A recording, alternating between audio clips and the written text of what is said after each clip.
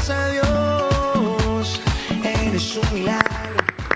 Gracias, buenas tardes con todos ustedes, 12 del mediodía con 21 minutos y nosotros continuamos aquí en Bien por Casa. Todavía tenemos más temas para seguir compartiendo con ustedes, para seguir conversando, temas muy interesantes, muy importantes, como por ejemplo, cómo afectan las peleas de los padres a los niños.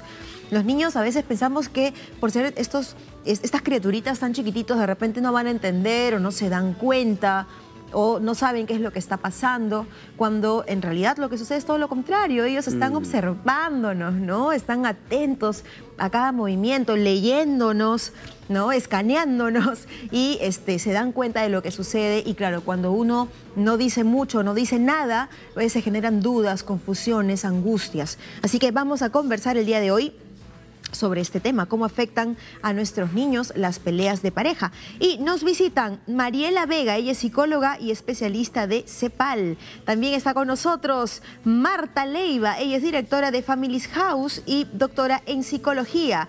Y también nos acompaña el día de hoy, valga la redundancia, Patricia Malpartida, especialista del Ministerio de Educación. Un aplauso para nuestra invitada. ¿Qué tal, chicas? Gracias por estar aquí. Buenas tardes. ¿Qué tema el de las peleas? Decía Cecilia, pues que efectivamente los chicos probablemente los minimizamos esa condición y creemos que no nos entienden.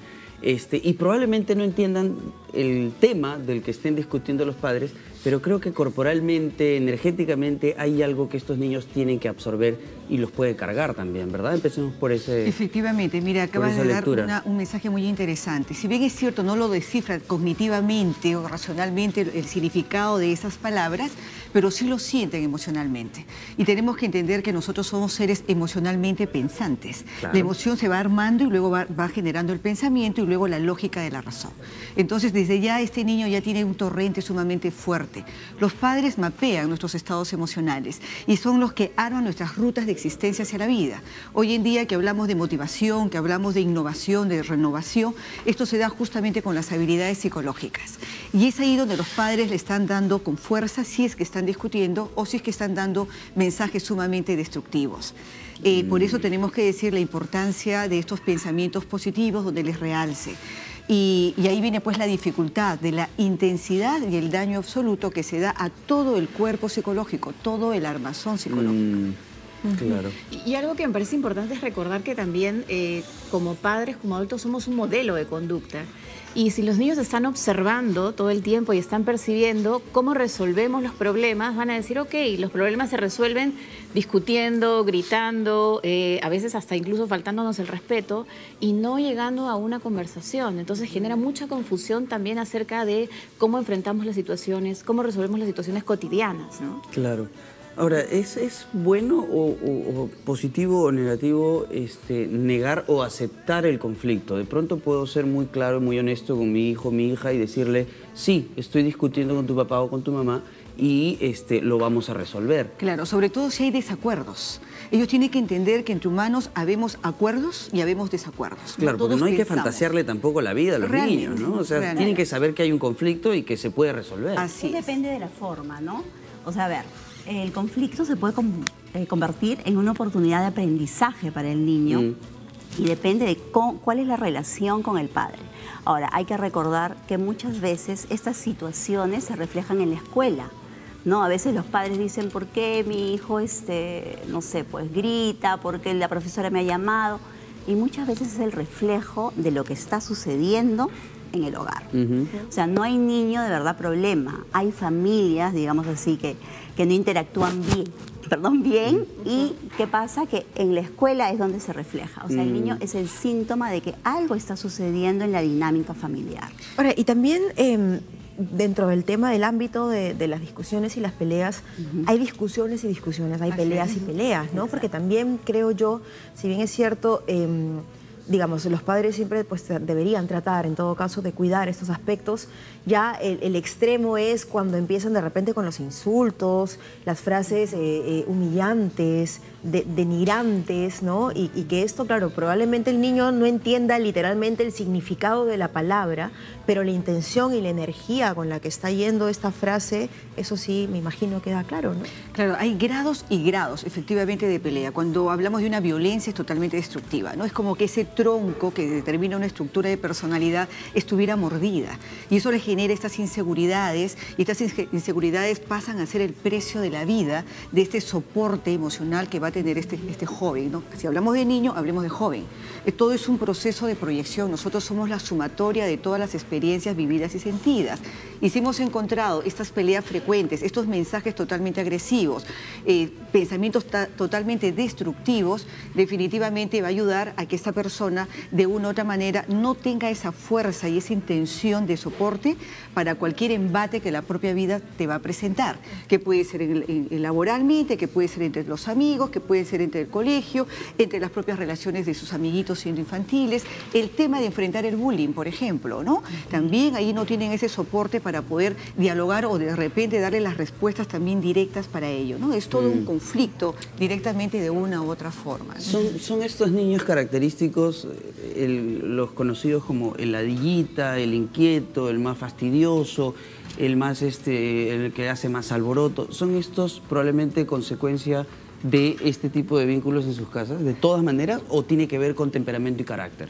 Podrían ser estos niños, pero por otro lado también podría ser el tímido, el retraído, el temeroso, porque si hay tanto conflicto también genera mucha inseguridad, mucha inestabilidad, y a veces ¿qué hace el niño? Dependiendo ahí del temperamento, o de pronto se vuelve retador, o de pronto lo que hace es se retrae, ¿no? Entonces claro, puede optar por las dos opciones, ¿no? Sí, lo digo porque me parece importante que no se estigmatice ni se etiquete tan fácilmente a los niños como si fueran la consecuencia directa de los padres, y no necesariamente es así. Se supone que tiene que haber una evaluación, tiene que haber todo un estudio. Entonces, un niño golpeador no necesariamente viene de una familia agresiva. Probablemente sea otro el motivo que lo vuelve así. Claro, hay muchos factores ahí importantes de los cuales se está señalando, porque efectivamente, una cosa son los estímulos que estamos recibiendo del ambiente. Tenemos los padres que pueden estar complicados, no solamente pueden ser los padres, pueden ser los hermanos, o de repente el ambiente familiar donde pueden haber tíos o primos que están provocando esa reacción. Hay que determinar, o de lo contrario también pueden ser los propios videojuegos totalmente agresivos, nocivos, que le van complicando y van creando una fuente de ansiedad y estrés muy alta. O lo que él viene también trayendo por sí mismo, o genéticamente, o de las circunstancias de lo que ha habido inclusive durante el embarazo. El estrés gestacional también es muy complicado, que ya predomina un cerebro ansioso. Bien, entonces ya hay un rasgo ahí predominante. Entonces habría que ver, cuando nosotros establecemos un estudio, habría que ver cuáles son las causales y de qué manera. Lo que yo quería indicar, que tanto el niño activo, el niño inseguro, el niño tímido, el niño agresivo, solamente son manifestaciones de decir, ayúdenme. Ayúdenme porque ya el peso está siendo muy fuerte y solamente mi cuerpo psicológico está enfrentando estas realidades, mostrando estas reacciones de conducta, ¿no? Claro, la conducta es lo que nosotros estamos observando, pero debajo de esa conducta hay todo un mensaje que ese niño nos está queriendo decir, ¿no? Nos está queriendo decir, como dice de pronto, ayúdenme, necesito algo, necesito atención, no me siento importante o no me siento atendido, no me siento reconocido, y creo que lo fundamental es leer el mensaje y no quedarnos solamente con lo que vemos por encima, ¿no? Claro, Patricia, querías agregar algo, sí, ¿verdad? por eso desde el Ministerio de Educación es que justamente nos interesa mucho fortalecer las capacidades en los docentes, en los tutores y también en los padres de familia, ¿no? Dándoles pautas de crianza para que justamente lo que tú decías, ¿no? ¿Dónde se reflejan todas estas conductas? Es en la escuela.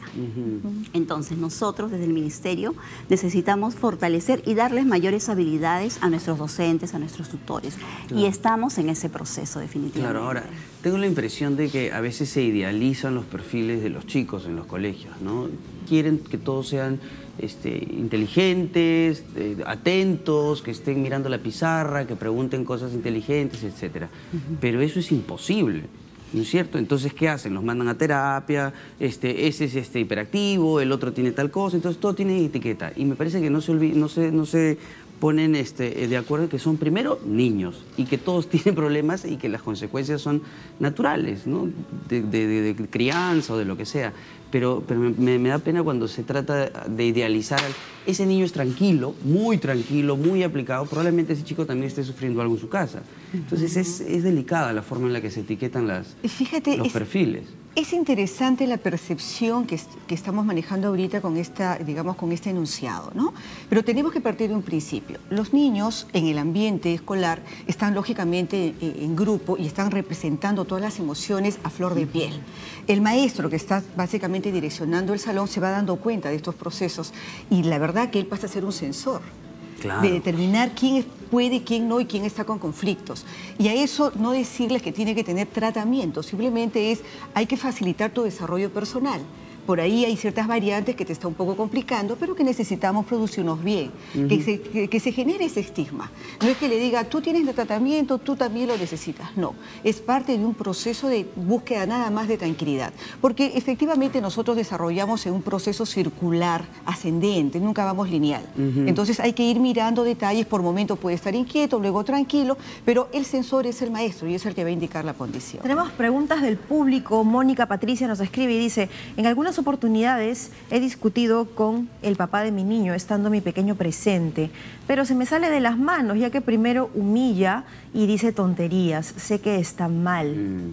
Bueno, esta es una preocupación pues típica, ¿no? De una madre de familia que bueno, está pues intrigada de saber cómo puede hacer, ¿no? Con respecto al tema, ¿no? Que es cómo afectan precisamente a nuestros niños las peleas de los padres. ¿Qué le podríamos responder? Que es importante que alguno de los dos miembros de la pareja sea consciente que tiene que parar. La única forma en ese momento, si estamos tan cargados con esta inundación de emociones, es detener y decir, ok, ahorita no vamos a poder resolver nada y como no la vamos a poder resolver es mejor parar, porque además tenemos que cuidar de esa otra personita que, como dicen, de pronto entiende, de pronto no entiende, pero está por ahí y está escuchando todo esto. Entonces uno tiene que ser mucho más consciente y quizás coger la mano del otro y decir, paramos acá, retomamos esta discusión luego. Es la única forma que de pronto podríamos enfrentar eso, frenando la discusión en ese momento. Sobre todo entendiendo que las emociones se educan. Hay que educar las emociones. Está bien, tienes el derecho de enojarte, pero no de formarte. Y el niño también tiene que entenderlo. Cuando el niño, por ejemplo, desarrolla o se le enseña al niño a gestionar sus emociones, es exactamente como se le está enseñando al adulto también a manejarse emocionalmente con los demás. Estamos en la era, y qué bueno que muchas bienales mundiales ya lo determinen, la era de la gestión de las emociones. El siglo pasado se desarrolló mucho el crecimiento cognitivo y llevó la tecnología.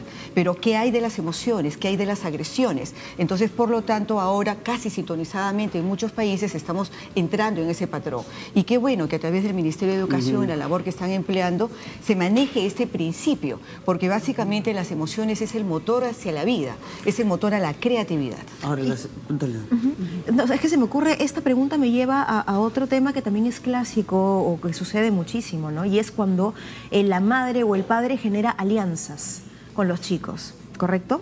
A veces dentro de una pelea el papá o la mamá empiezan, y si son varios hermanos incluso también, ¿no? Yo agarro a este aliado para mí, este aliado es para mí, y se genera ya una suerte pues de batalla campal o qué sé yo, en la que no se dice mucho, pero ya hay como una especie de compromiso, ¿no? Digamos tácito del niño para con uno de los dos padres. ¿Cómo esto me imagino que es terrible y se tiene que manejar de alguna forma? Claro, es muy complicado porque no se maneja y no se define el territorio. El niño tiene que definir su territorio de normas, valores, límites. Y para poder definir eso, porque si no, no va a haber autenticidad en su desarrollo personal, los padres tienen que tener un mismo estilo de corrección. Y no solamente los padres, sino inclusive hasta los cuidadores.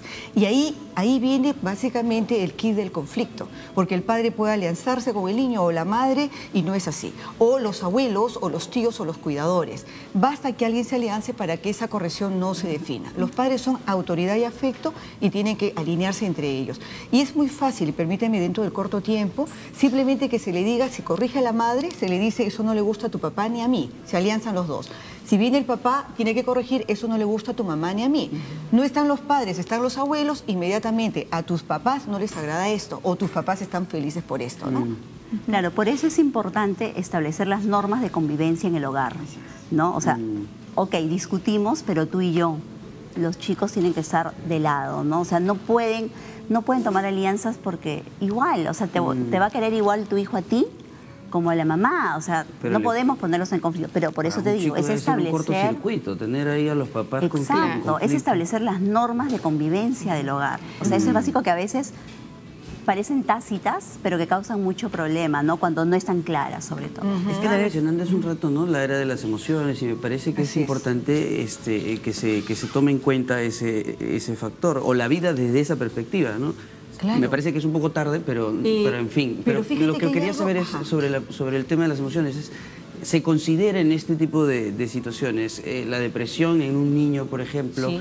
¿El ministerio considera, por ejemplo, que un niño que no tiene buen rendimiento, que no responde académicamente, está concebido con un problema emocional muy fuerte, como una depresión, como una pérdida, como un divorcio? Porque a veces la depresión la tienen de lado. Si vas con la pierna rota al trabajo, entonces te dicen, anda a descansar.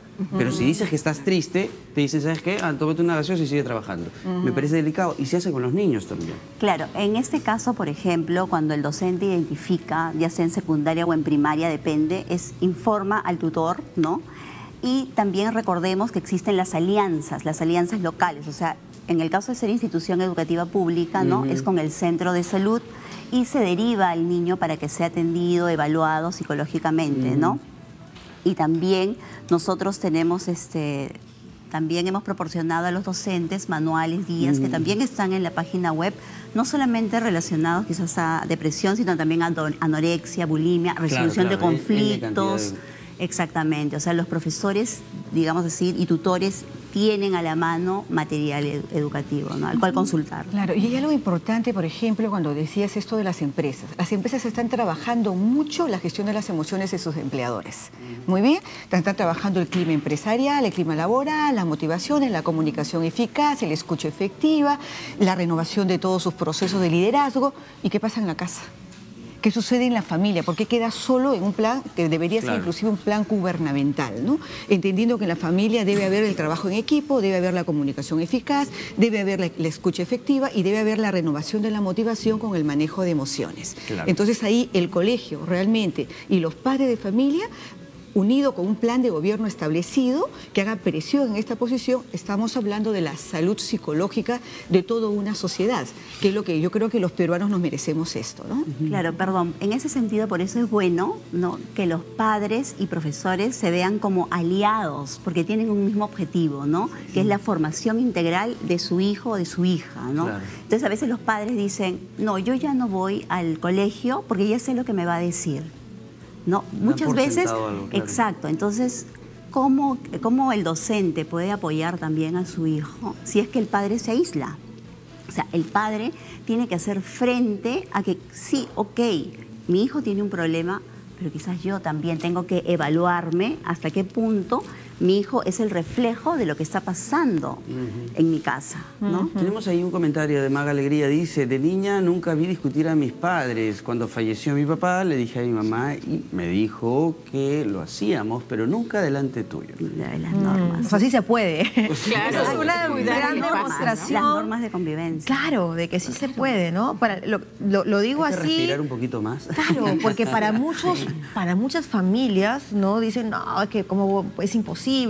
O a veces, digamos, según pues el estilo de familia que se haya formado, a veces es mamá que dice, no, es que no puedo porque él se altera, o viceversa también, ¿no? El esposo que dice, no, es que mi señora tiene carácter fuerte, ¿no? Y no se dan cuenta pues que finalmente todo esto termina afectando de manera directa a los chicos, ¿no? Yo creo que sí se puede, es como aprender a hacerlo a puertas cerradas, por decirlo, ¿no? Ok, vamos a aguantar el conflicto para cuando los chicos ya estén durmiendo o salir de casa también, ¿no? Irnos, no sé, al parque, a un lugar donde podamos de alguna manera tratar de resolver, conversar, porque los niños también se hacen ideas acerca del conflicto y muchas veces esas ideas tienen que ver con, este conflicto tiene que ver conmigo.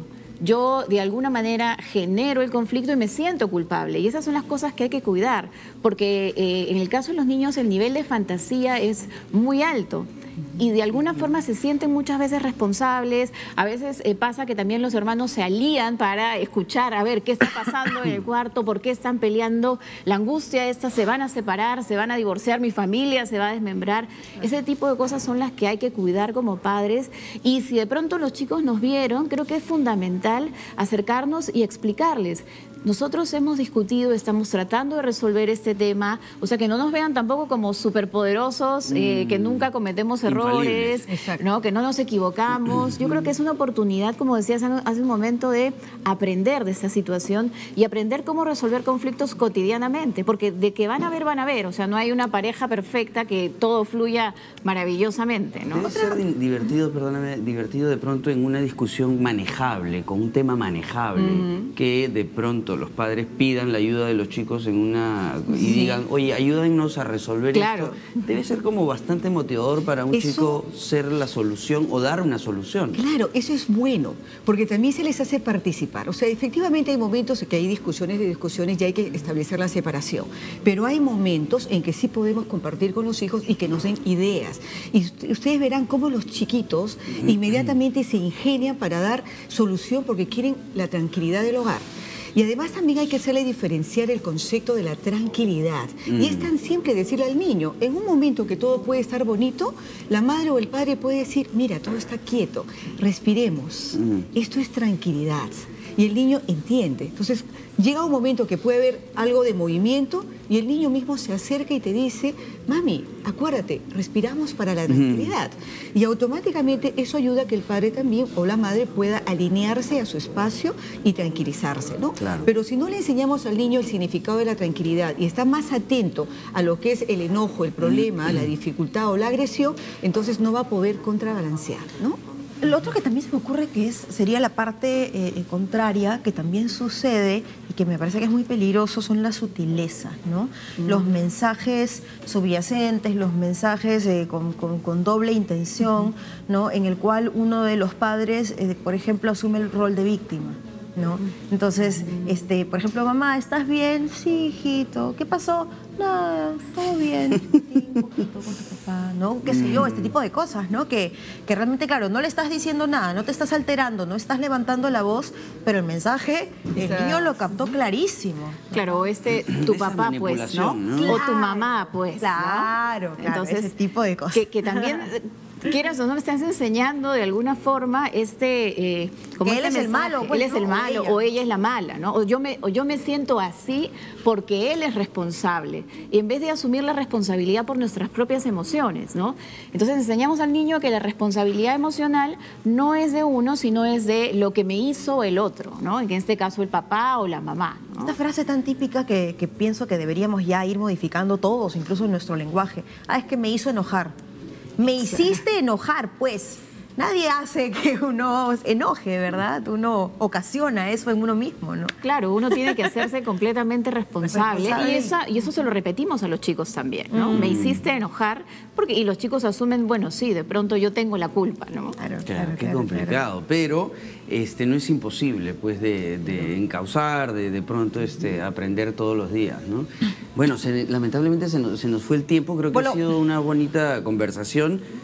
Seguimos calmados, seguimos tranquilos todos, y creo que esa es la idea, ¿no? Ese es un poco el mensaje que queremos dar, aprender un poco a manejar nuestras emociones, sabiendo cuál es la consecuencia de una discusión, quiénes son los más afectados, y no queremos, pues, tener este problema en los chicos, ¿no? Que de pronto lo van a seguir arrastrando mucho tiempo. Gracias. Muchísimas gracias por habernos acompañado. Gracias. Un aplauso para nuestra invitada. Nos vamos al corte. Y luego desde Argentina llega Lali Espósito. Viene aquí a Bien por Casa a contarnos cuáles son las novedades y, por supuesto, a cantar y encantar. Nos vamos al corte y regresamos con esto y más aquí en Bien por Casa. Volveremos.